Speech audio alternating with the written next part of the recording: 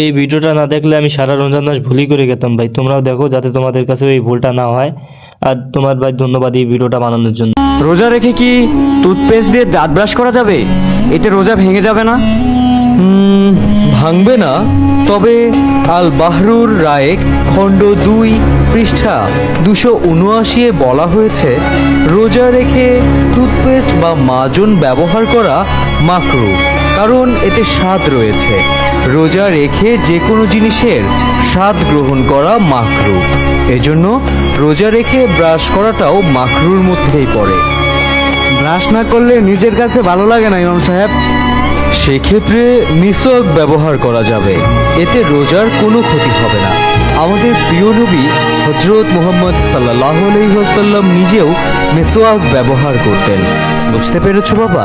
আর মিসওয়াক ব্যবহার করলে আমাদের মুখের মধ্যেকার সমস্ত জীবাণুও মারা যায়।